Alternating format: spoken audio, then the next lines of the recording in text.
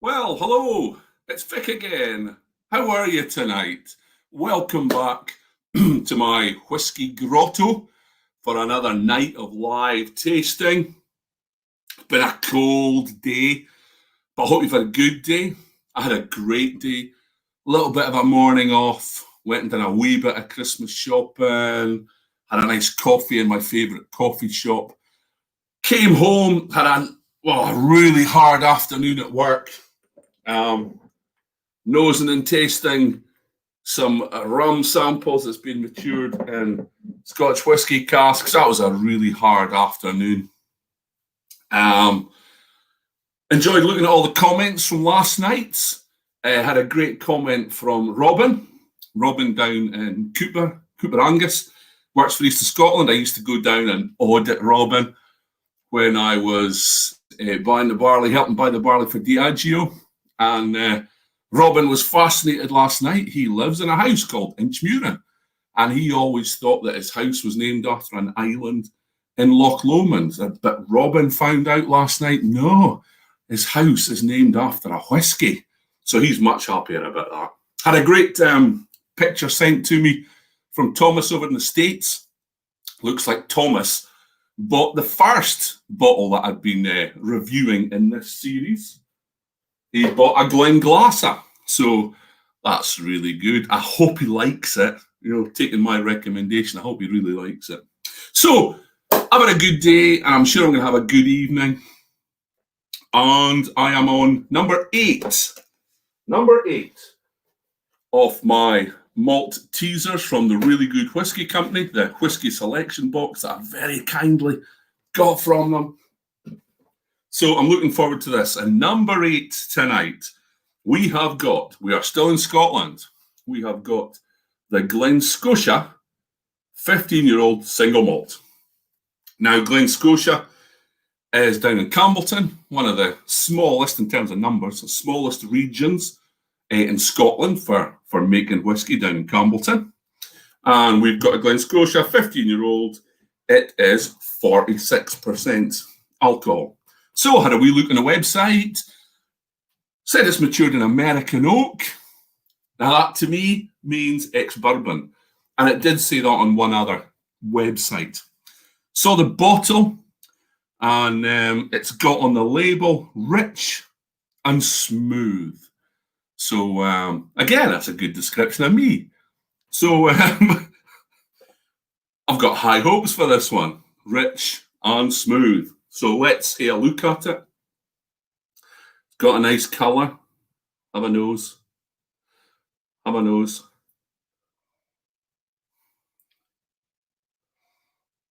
Now that's interesting. It's kind of lots of wood on there.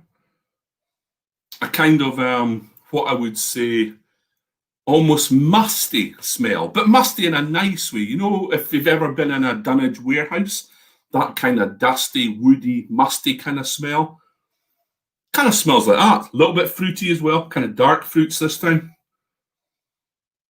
But quite unusual. If I'd been given this blind and had not looked on the website, I would say that I would have thought this is possibly got a sherry cask in it or a European oak, but it says it's all American oak, so that's quite interesting. So yeah, that's good. Let's have a taste.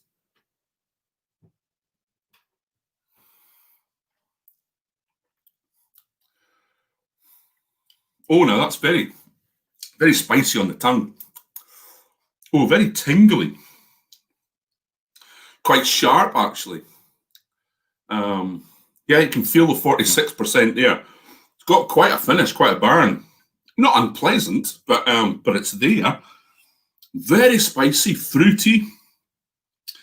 But there's oranges on there as well. Kind of citrus notes. Is it oranges or is it kind of satsumas, tangerines, that kind of smell? Definitely quite a strong citrusy taste. And there is a bit of vanilla, a bit of sweetness, but not as much as I've seen in the last few. It's got a bit of vanilla on the finish, actually. And it's got a long finish. Got citrusy, orange. Really quite nice, but very tingly on the tongue. Very spicy all the way through. And that's a very interesting whiskey. Like I say, if I'd done that blind, I would have said, ooh, European oak maybe, or a sherry cask or two. But I don't think it says that on any of the websites. So it says it's all American oak, so that's quite interesting.